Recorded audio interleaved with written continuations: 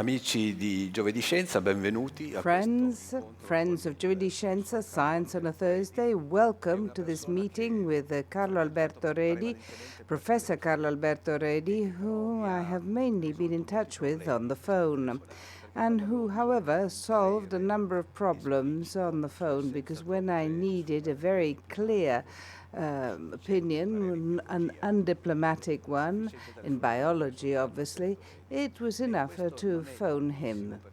And this is not very common because there are very many good scientists, good academics who can give you useful answers, but they're not always given to you in such a clear and maybe uncomfortable way as Professor Carlo Alberto Redi gives you. Carlo Alberto Redi, amongst other things, has written a book which is called A Furious Biologist. Maybe he's not furious, but certainly he doesn't say anything behind your back, as other people do.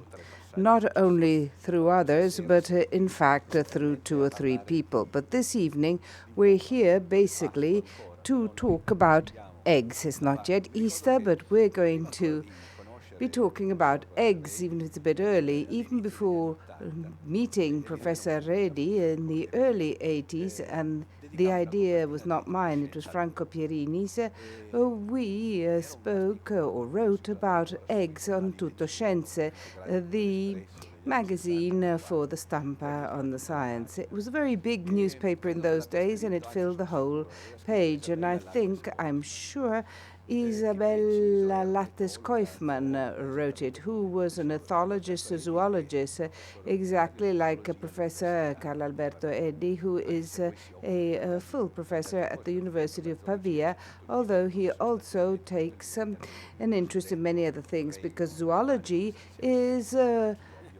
has to do with the animal kingdom. At least that's what we used to say under scientific monarchy. And this article was a great success because all of us who have to do with eggs, the ones we have in the fridge, we fail to realize how this is an extraordinary invention. It's like a spaceship, because inside the egg you have a defense against external aggressions, the shell. Then you also have the necessary nutrition or food. And then there's the astronaut, the one who will give rise to a new life, to a new civilization. An egg is wonderful and very different. In mammals, you go from the ostrich, we know how big it is, about 1.5 kilos.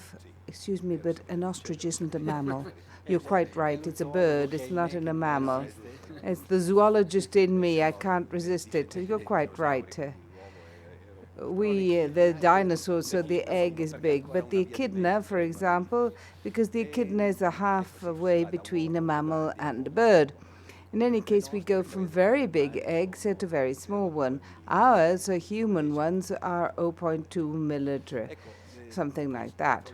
Now, then behind an egg, there's an entire culture, and Professor Redi has failed to disregard anything. He put everything into it.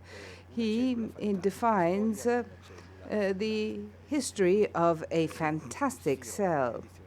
It's a Cironi edition. Va bene, grazie, buonasera. Io avrei Thank you very much, and good evening. una lunga lista di amici da ringraziare. Thank you. I have a very long list of friends to thank who are either sitting here or in the first row, but since they didn't give me the 2 to 3 hours, which I asked for, but only 40 minutes, I'm going to immediately jump into the core of what I was going to say. And if you'll allow me, I'm going to stand up because I really can't sit down. I'll be good and I'll stay where you can film me, and I have prepared a series of images. I've only put images because then if there's something in writing, we're all able to read. But I believe in the informative ability, the non-verbal ability of images. to convey ideas. And then I thought that I would be presenting it in a hasty manner, because it's like an exhibition. When you see it at the beginning, you see it very slowly, but at the end, you want to hurry up and leave. But I think it'll be very pleasant, because yes, I'll be talking about eggs, but eggs are but an excuse, a metaphor, to talk basically about, if you'll allow me, if you promise not to leave immediately, I'll give you the final message. The final message is that we are in the millennium of life sciences.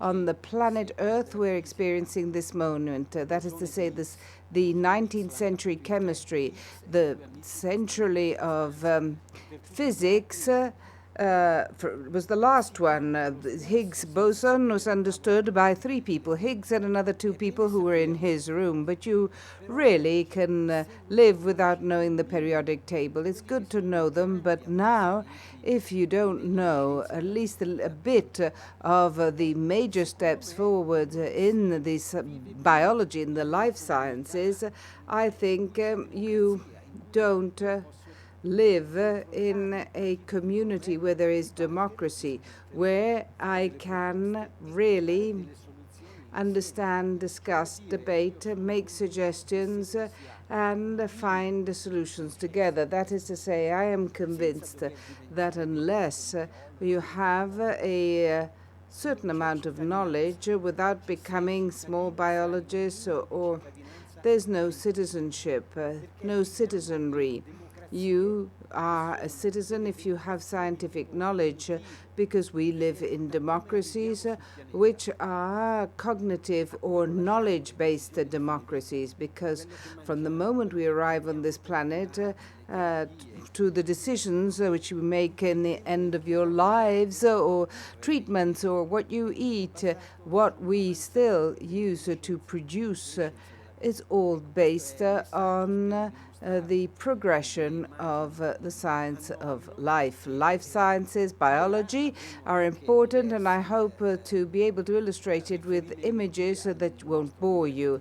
And here and there, we will have several references to our everyday living. This is what I have just said. We come from the caves. We've done wonderful things.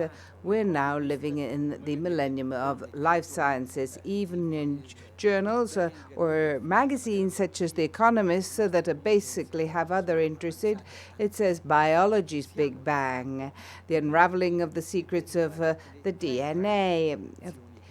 We are, in fact, at a time that is the result of the 3 major revolutions in biology. Around 1953, the discovery of DNA, that is to say, the icon. In the 70s, all 70s and 80s, all those great developments that we call omics, metabolomics, genomics, all the ability to dissect from a molecular point of view biological events, right up to the revolution that we have today.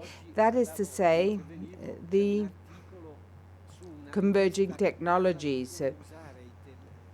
There's an article today on a magazine or a journal that talks about how to use a mobile phone, a smartphone, to carry out clinical tests to analyze your DNA. We're at very advanced levels of this type. This is the 3rd revolution. Now, to put all my cards on the table on the major topics, this is something that we have to thank animal experiments for. So first of all, we have to calm animalists who come to an institute and release animals. This is something stupid. We have to explain why. We have debts. There's not only with mice or with mammals, but for example with flies. If we can carry out a genetic test today, it's thanks to the Drosophila. This is the mouse. My favorite ones. I use mice, but clearly that they have sex or they couple from morning to night. They're in a 5-star hotel, because I carry out research of this type. Currently, there is no human disease that has not a mouse avatar, which means that, for example, either you send your grandfather for a trial 1 test, or for historical reason we use mice, but there's no vivisection. It's a crime and you go to prison for 10 years. There is no vivisection because nobody does it. In fact, we hope that we will be soon using not cells, but we will be using an in silico experiment. But who spoke about these things first? Well, scientists, of course. 1959, you can see it here. Russell and Birch, the 3 R's, replacement, refinement, reduction, replace animals, treat them very well, and to reduce their numbers. We use a very small number compared to those years, and only when and if it's absolutely necessary. We hope we won't use any more, but it is meaningless to talk about animal experiments without taking into consideration the well-being of the animal. You can explain things, people understand them, and hence the importance of meetings such as these here today. It's important to inform, to transmit culture, and then you can debate. But with the money from my tax, I get annoyed if I go to a station and to an airport. I find posters with actors, for example, say no to vivisection, or there's a stand which asks you to sign with signs of a slaughter, and you say, who did this? Because let's go to the military police and let's have them arrested. Well, I don't know them. I saw them on net. I downloaded a photo.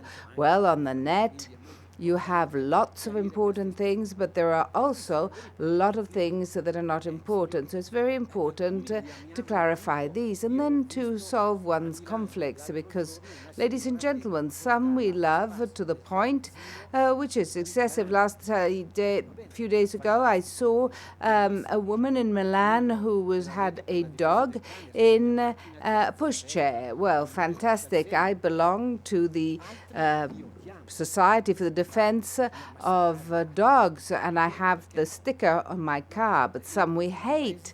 Rats you have to kill. Why not pigeons then? In all civilized countries, you have don't feed pigeons, while here everybody feeds pigeons, disregarding the damage, because pigeons are romantic and others we eat.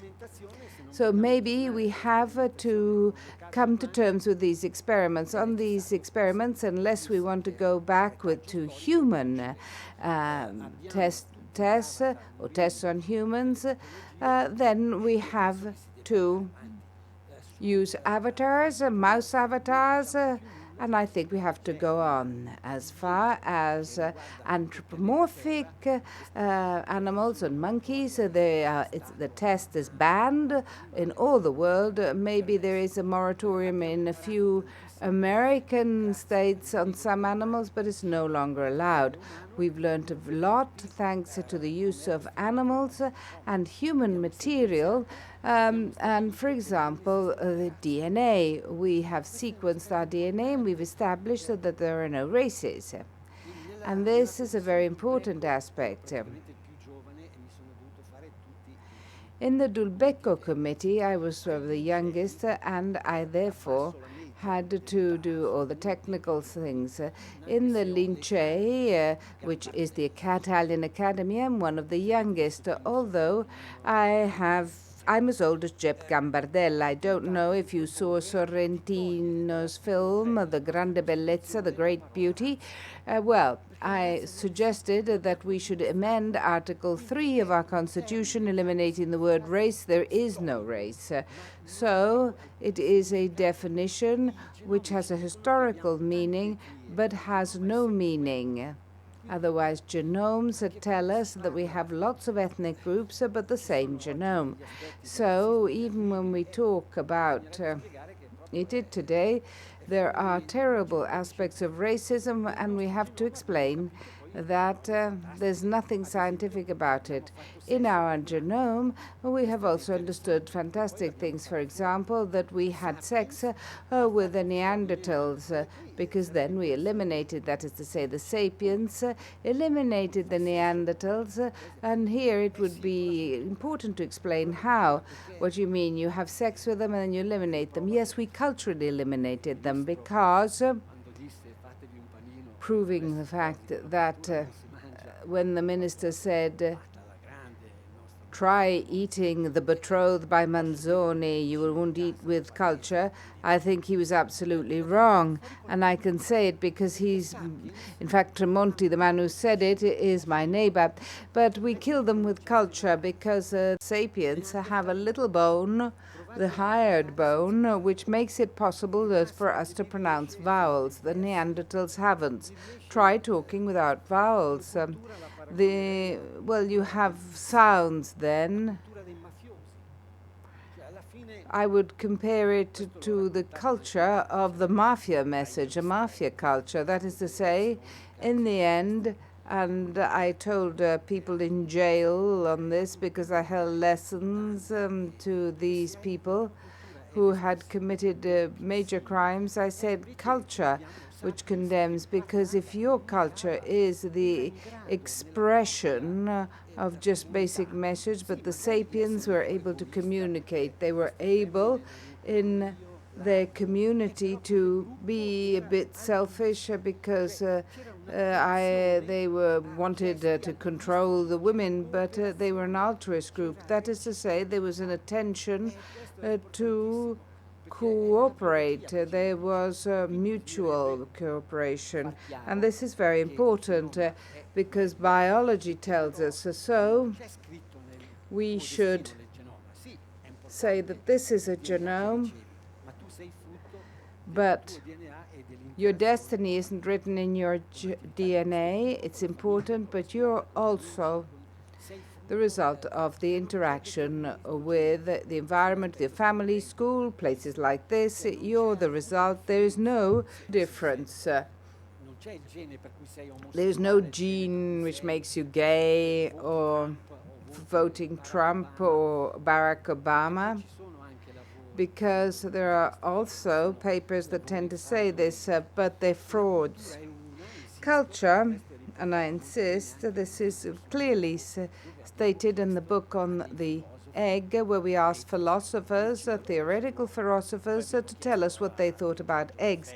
Then we asked Pier Giorgio Di Freddi to give us a few ideas on maths, and then we asked the experts of Dante to tell us what Dante said, and then Nanni Bignami to speak about the cosmic egg, but we also spoke about philosophers.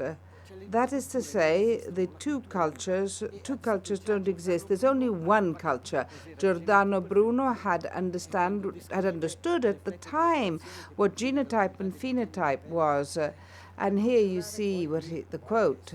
And Borges, too, in Babel's library, he had understood everything. The metaphor is this one. Those books are an infinite number, and they are indefinite. They can discuss about the soccer team that may be winning or genetically modified, organized, but it's always the same genome. This is a very powerful revolution. What emerges from the development of our knowledge and the science of life invests everybody. Economy, philosophy, jurisprudence and law, medicine, veterinary studies, pharmaceutical studies, everything. Today there's also a magistrate who says, yes, you can send a child to school without vaccination. Well, I think they shouldn't be allowed to be magistrates. I don't see why with my tax that we have to pay these people. There are very particular aspects. There are political decisions that intervene, and shamelessly so. And they talk about rubbish without any knowledge. So we must have meetings such as these at all levels. For the past 18 years, I have been training 10 judges a year selected by the Central Judicial Organization to show them in a lab what we're doing. Then we do it also with the journalists. I've been doing that for 18 years. I will be going on, but I've lost all hope because in any case, I said you came to the courses and then you don't understand the latest one, the Corriere. I explained things to the courses and then they write genetically modified humanity. That's not how it works. Well, in any case, everybody inevitably. So then there are particular aspects, starting from human beings, which even the more so concern our lives, as I said at the beginning. So if we take stem cells and medicine, I start from this. Lorenzo will have heard me saying this 200,000 times. Please excuse me. But if I put the life cycle of the mouse, it doesn't work in the same way. But here you can see everybody knows human beings. There are two adults.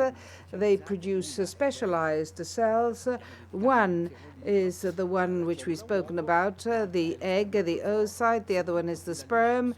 If everything works well under the blankets, zump, then here we have to inform especially the youngsters, because there is an effort which is enormous. I'll send her flowers, I invite her to dinner. You have to explain to the youngsters, don't send flowers.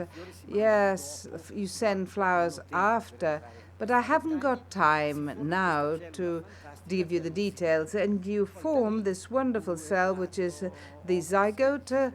Then you have 2, 4, 8, 16, and so on. When it reaches 128 cells, either you end up in a uterus or in a freezer.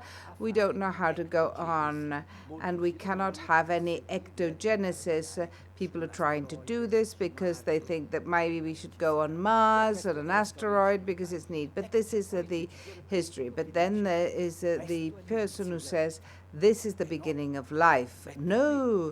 No, here, this is, give me your school certificate and I'll shred it. Because this is the genetic definition of a new individual, because it's the sperm that after all those efforts has managed to go onto this enormous this cell, which is 500 times as big as it, and fertilizes. You have the merging or the fusion of the two membranes. Life has started 3.7 billion years ago, and it's going on. It doesn't start there. Furthermore, out of 100 of these, should we say that about 70–80% are lost, and no one realizes about it. Maybe the period's a bit late, or there's an implant that doesn't work, so you have to also be cautious. I like this image, and I always suggest it. When you're depressed, don't forget it, because one day you arrive before everybody else. Tam, you're there.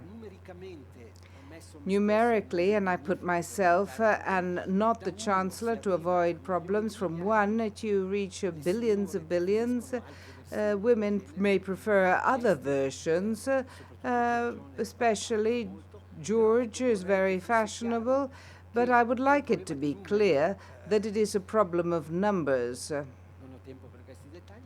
I haven't got time for such details, but this cell is all-powerful. So be careful of what the language says. It's totipotent, it's all-powerful. That is to say, it is able to create all the cells and all the tissues of our body. This is extremely important, and it tells us something quite important. It tells us also that males are redundant. In fact, this is where people or women start smiling, and the men starts to be worried. I understand, but it doesn't concern it. We're still very lucky.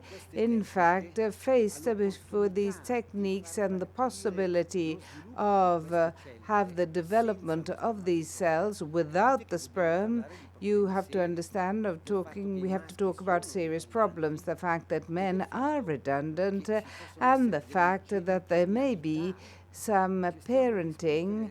We're talking about whether it is right or wrong that a couple with two women, a single-sex couple, can have a child.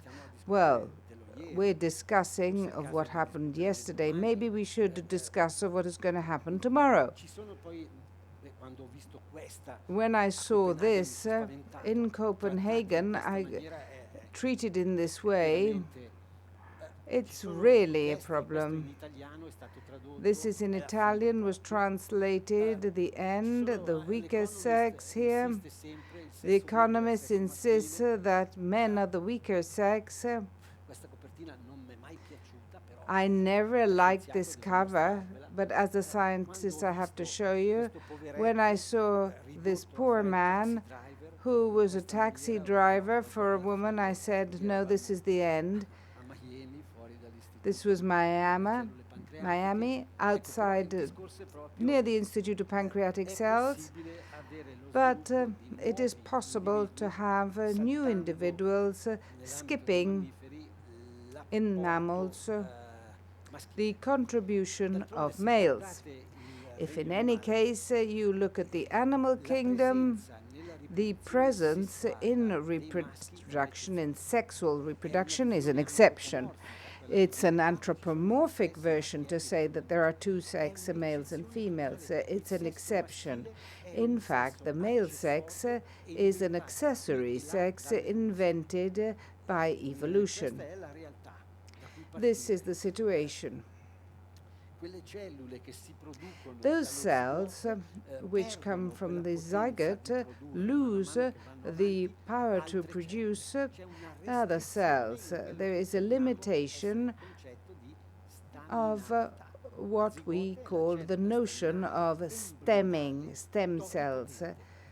As I said, they're totipotent or powerful. By definition, it produces all others. But as they differentiate, this ability, in fact, is reduced. The fibroblast of the epidermis is able to renew skin, but it can't make any other things.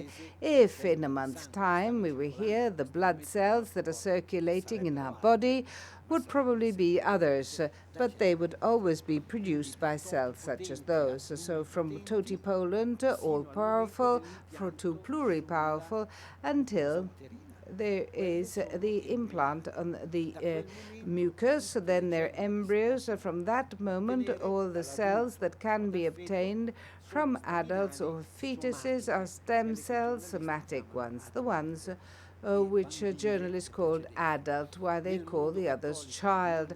In the Catholic world, it is not allowed to say this or to produce embryonic stem cells. This is an important aspect. It has to be borne in mind. There are different visions, clearly. In many other countries, it is allowed, but Italy, Austria, Germany, and Ireland have this ban. There are a lot of things that we can do with stem cells, in particular with adult stem cells. We can do wonderful things. Things about blood cancers. Think how much we can do. Think about the people who've lost their skin because it's been burnt, or cornea. We have an international record in Italy. We managed to do lots of things, but with embryonic stem cells, we can't carry out any treatment, and this must be said very clearly. There is one experiment going on in Japan for maculopathies, which is going on, carried out by Geron. Let's see how it'll go. Precaution in this case is very important. Caution. If you're using an embryonic stem cell which does not differentiate into the cells that you wish, you have injected cancer. because it is clear that the embryonic stem cell has the ability to reproduce like a neoplastic cell. A cancer, tragically, is genetic reprogramming, and it goes back to being an embryonic stem cell, and it does what it is planned to do, what it is programmed to do, 2, 4, 8, 16, so on. Currently, we've understood a lot of things of this process of staminality. We have understood what the Catholic world has asked us, and we produce embryonic-like stem cells without going through the embryos. The 2012 Nobel Prize was given to Gould and Shimanaka for the embryonic cells or embryonic-like cells. So here we will have the 20th anniversary soon of Dolly's cloning. We've understood how many of these things can be done. The research which I carried out is mainly linked to understand what is in that cell. This is a mouse oocyte, a bit like a human one. You can see that blue area, that's the nucleus. You go in, you eliminate it, and you have a cell which is empty. If I put the nucleus of a skin cell and then I transport that zygote in utero, I can clone. That is to say, I can have a genetic replication of the individual which I extracted the cell from. This is important. For example, if I have a transgenic sheep, to have the factor 8 of coagulation, which is a drug for medication. If I spent €1 million to have a transgenic sheep, when I can no longer obtain factor 8 of coagulation, I will clone it. So the veterinary sciences are very interested in many other applications which will arrive and which it is necessary to start to discuss about them now. To modify the piglets so that they may be humanized with certain genes, with these techniques, cut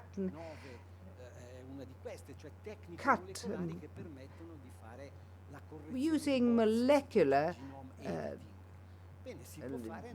We want to carry out genome editing, for example, to obtain that the organ of a pig transplanted into a human being will not be rejected. This is very important, and we have to discuss it, because otherwise we will have Dr. Mabuse's fear that wants to humanize animals. Well, these are aspects that have applications that we have to know and we have to express on it. We want them, we don't want them. This, for example, is the technique which is used. These are John Gurdon and Shinya Yamanaka. They showed how to reprogram cells in their embryonic states. There are many teachers here,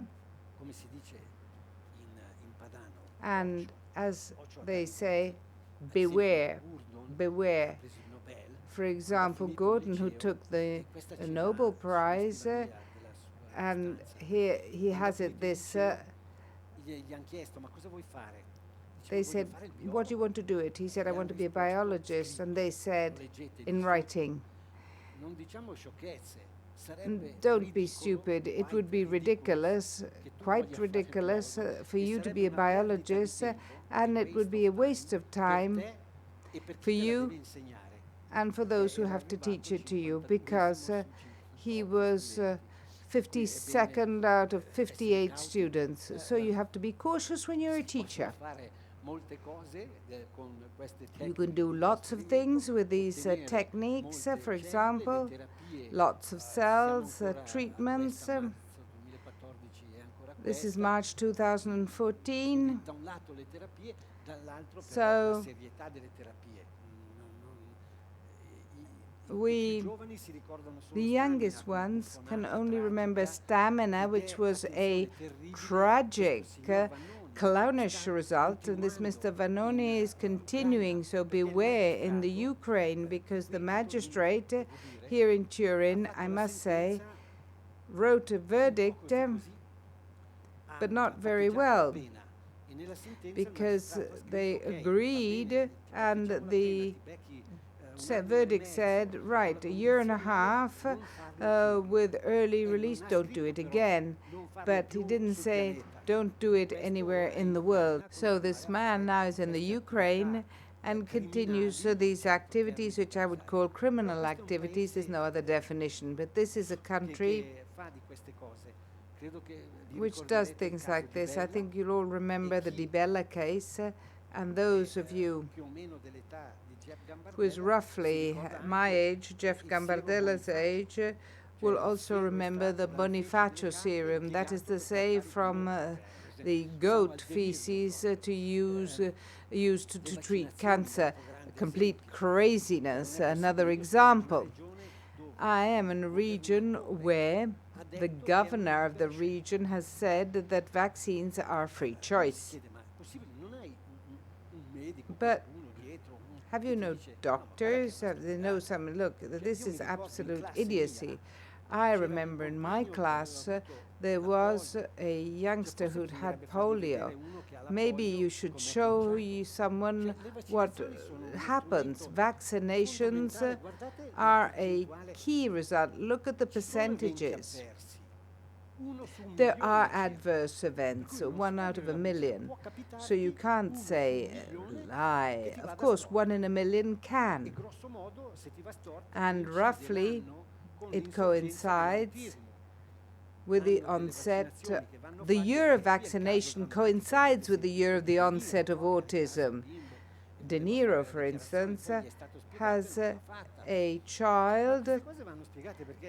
But things have to be explained because vaccination is a selfish act. I then won't be ill. But it's also an altruistic one, because if we don't all vaccinate and we go back down, the risk is for everyone. So it's not a free choice. You must vaccinate. Otherwise, my health is at risk. It's all based on false papers, retracted papers. These that say autism can develop refer to this paper by this Wakefield that had published on a prestigious journal, and this is a responsibility of the scientific journal, and it's a false, but it was then retracted. So there is no scientific evidence that says that there is a relationship with autism. It says that there may be a negative reaction out of about 1 million. But maybe you have to accept that risk as opposed to what can happen. This is the experimentation that I was talking about in Japan. Unfortunately, Parkinson's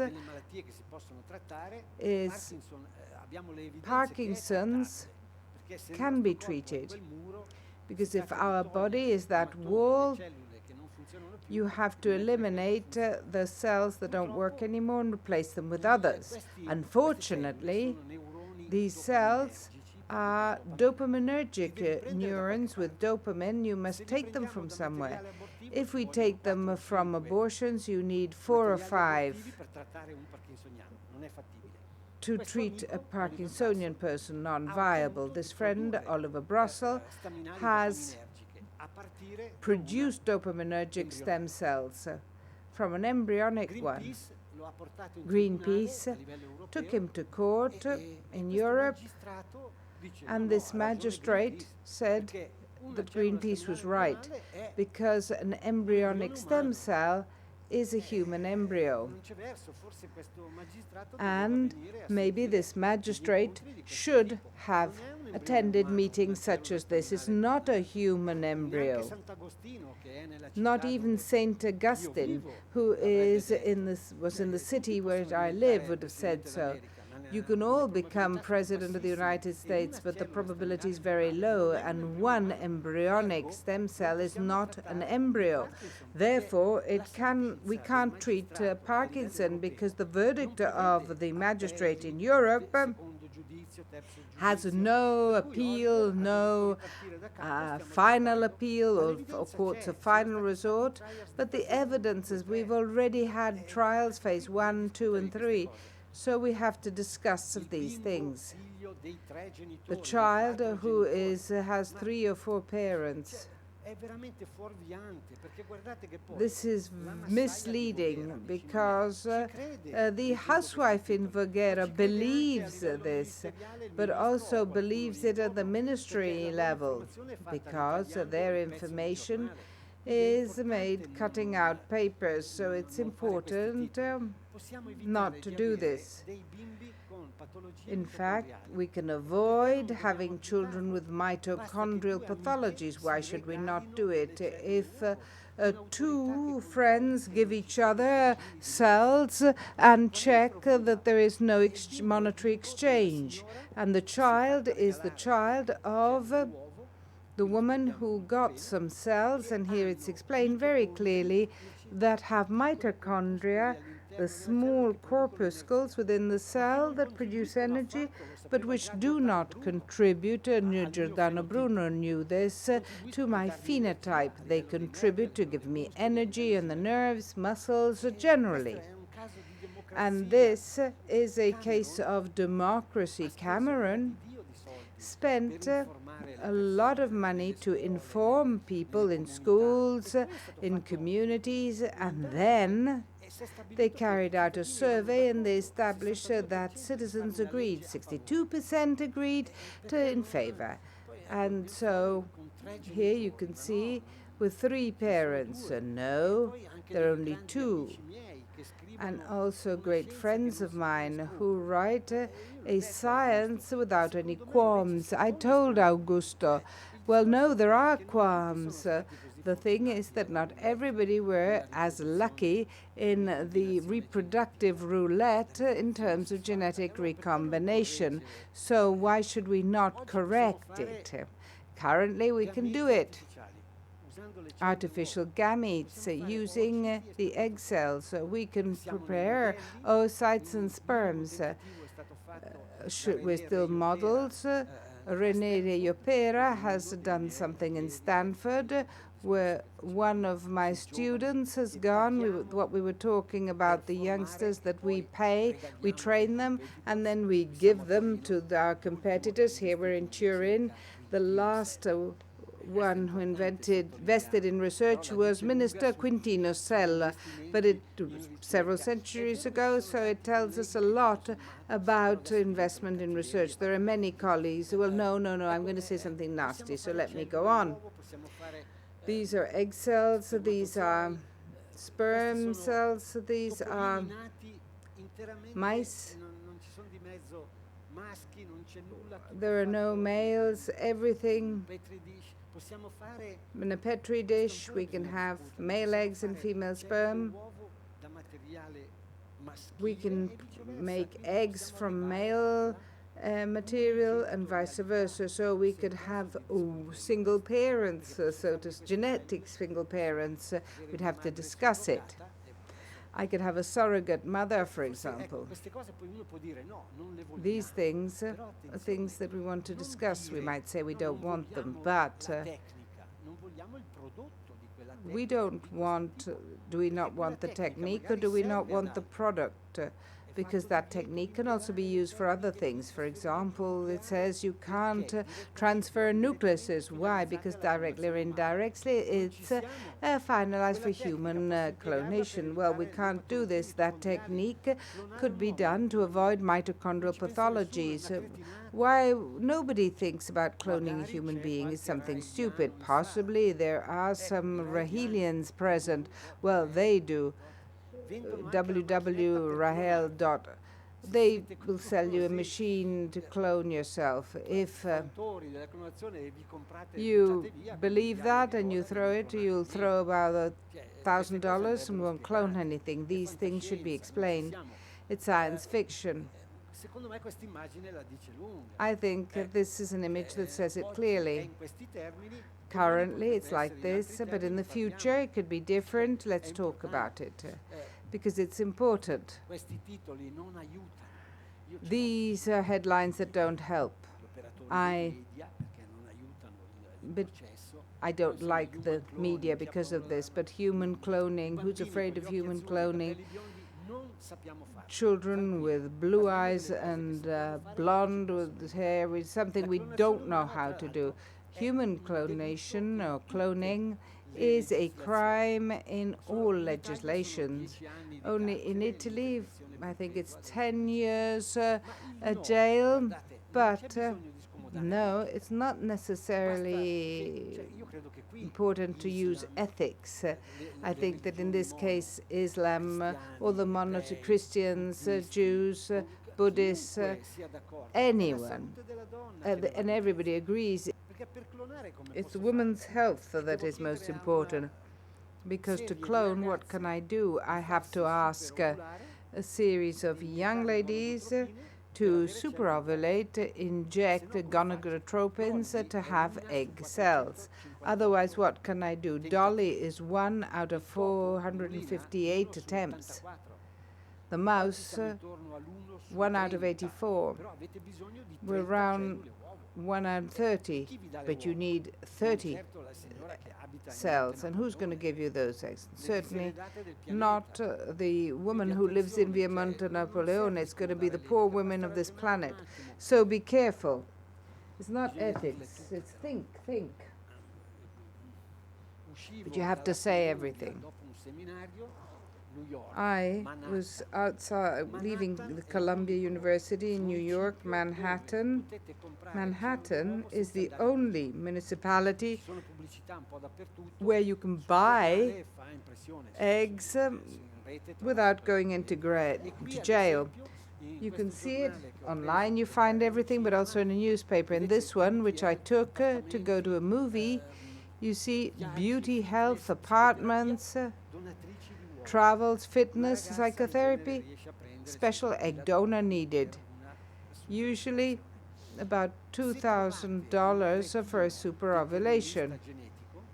If you find an idiot who is a genetic determinist, you see, is offering $25,000 for a youngster that must have an MA, must be 21 to 30, and blue eyes and blonde hair. Here you could see there are lots of problems on patents, on living people. We carry out the HeLa cells. The HeLa is the abbreviation of Henrietta Lacks, this poor woman who went to the Johns Hopkins in Baltimore when there was still segregation. The blacks who were visited in the cells, she had a cancer, and it produced these cells. These cells made a fortune for many companies, rightly, because if I have to maintain and culture them, but the family was never given a cent. So who does it belong to? And then you have the drama of many. For example, who does the body belong to? Because this too is something you have to talk about. Who does the body belong to? Because my body has a series of genetic relations with others, my relatives, my kin, for example. So it's right that there should be genetic tests that you can buy online to see if the child that sleeps in your house for example, smokes marijuana, taking one of his hairs, direct test. You can buy as many as you want. But it's right if, for example, if a woman knows that she has an allele which predisposes to cancer, she should not say it to a sister or to a daughter, or must she say it? Well, this is something we have to discuss. Or has she a right, or has the sister, the daughter, to say, no, thank you, don't tell me anything? And this is the case of Angelina Jolie, which wrote this touching letter to the New York Times, where she explained why she decided that. She already has children. Her mother, her grandmother, and her aunt had this problem, and she was positive to this allele variation. But then we're back to square one. You go to online and you find these crazy ones. This smiling woman says, what's the problem? Why have a genetic test? Come here and have a radical mastectomy without those tests. In any case, we know how to replicate her breast in a wonderful manner. Everybody's smiling. And since you're here, why don't you also have a hysterectomy? In any case, you can pay those $20,000 and someone else can be a surrogate mother. These are the aspects you should talk about. This is where we tried to set up the center in Pavia to discuss with the magistrates. It's the only time I end up with nature with a photo. And if you're interested, you can see it online. Then you have a complete picture, and if you wish to, you can ask questions, but since people are tired, people want an aperitif, it's late, and so on, you can easily find me because my father was a monarchist, so Carlo Alberto, but my mother wanted the Pope, so Carlo Alberto Redi, then at unpv.it, and I usually answer quite quickly. Now, as I said, towards the end you have to rush, and here there's some images to say how many other topics are being discussed, as I added in the book, and which are very important. Synthetic biology. These are misleading headlines because not only the Pope Ratzinger but also Schönbrunn and the philosopher Habermas are concerned because biologists think create life. No, they synthesized with this knowledge, synthesized living beings, but life started 3.7 billion years ago. There is a philosophical problem which should be discussed. Kant versus Goethe. Kant lost, Goethe once with synthetic biology, that is to say with the building blocks of life which we know how to recombine, and we can do anything. Produce fuel, new medication, not pay or throw away the serum of milk to make cheese near Pavia, but from the serum, and also have bioethanol. We can have paints to produce energy instead of solar panels. There's no limit. Let's talk about it. It's important. Here, Kant versus Goethe, this gentleman understood this very clearly. He took from female genital areas, he took some of the mycoplasms, took away the genes and put a DNA which he built in lab to digest plastic, heavy hydrocarbons. And he took $632 from the oil companies to clean out the Mexico Gulf when they had the black tide. And then there are lots of nobles on these things, so we know how to manufacture a DNA that didn't exist. We can synthesize DNA, so instead of using 20 amino acids, 172, think of the number of proteins that we're able to invent. Maybe some of them will have a pharmacological action against the cancer. Another one will get us an algae to grow in half an hour instead of a month. These two ladies, and you'll understand who they are because, well, one is a male and has got andropause like me, and the other one's Cameron Diaz. Jennifer Duesman and Emmanuel Chamvertier will have a Nobel Prize. I've already guessed many, but this one is easy. They will receive the Nobel Prize soon in Stockholm. They will decide that the quarrel between them and a Chinese colleague for the billion patent where they use bacteria to defend from the attack of the virus. Today we can manipulate them, we can use it to correct in the genome what is called the genome editing. Many problems, ethical problems, in major scientific countries like China don't exist. We're talking about whether we should use the CRISPR-Cas technique to correct some defects that in fact cause one particular type of lung cancer. FDA and Europe are discussing, and in China there's already a trial with 6 patients. These are the aspects we have to discuss about it. CRISPR-Cas is really fantastic. Here you can see it on the Corriere della Sera, which is called genetically modified humans, because they can't resist. And this is the technique, and you'll find it. I'll leave you with the image. I don't have time. And when I have a mic, I can't give it back easily, but I've been told, please, to do that. Here I'm leaving you with the image. Here you can see the opportunities are amazing, from immunology, correcting cells so that are able to recognize cancer cells, neuroscience, nanoparticles, humanizing pigs. You can do all sorts of things. And this youngster has the permit. She's a young biologist at the Crick Institute, because there are countries that invest in research. The UK, for example, at the Crick Institute, and this is the genetically modified humanity, and she has a permit to carry out one of these tests. Goethe had already said that it would have been possible in the course of his first journey, because the second journey was a disaster. He went to Venice, went back, we write it, and says terrible things. But everybody remembers the first one where he talks about these beautiful things. It was also very important to carry out a discussion on genetically modified organism, because it is a need. We need it. There are applications that are very important. The golden rice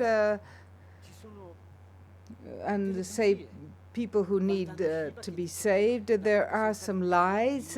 Vandana Shiva, who says that since genetically modified organisms have been introduced, the number of farmers who commit suicide has increased, commit suicide, but it's the exact opposite. You can see it there. It is true that Indian farmers have to pay the bad multinationals who give them the cotton seed, the GMO cotton seed, because every year they have to buy it. But it is also true that the yield is tenfold, and the number of suicides amongst fathers has decreased dramatically, which is a big problem. And these are the aspects that we have to discuss. These are the things that we've never done. But there's some advertising. Well, the strawberries with a fish, Antarctic fish, and there's never been a strawberry like that. No one's a masochist. If there is something that says it's not good for your health, we won't do it. It doesn't exist. If there are financial reasons, and there may be, let's discuss it, and let's not have a genetically modified organism, but we'll have to find sound reasons. This is a false. Here we have this gentleman, 60 people who died who eating antifreeze tomatoes. But we say, well, what happened? Mario Capanna, who says the strawberry where you have the gene of a fish, well, these things don't exist.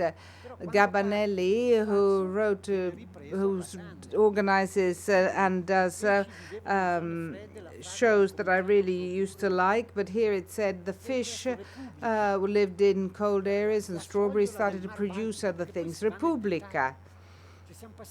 The soul from the Baltic Sea, because we went from fish, then strawberries, and now the sexy bits. For example, sea fishes, or in Finland, that is a big producer of strawberries.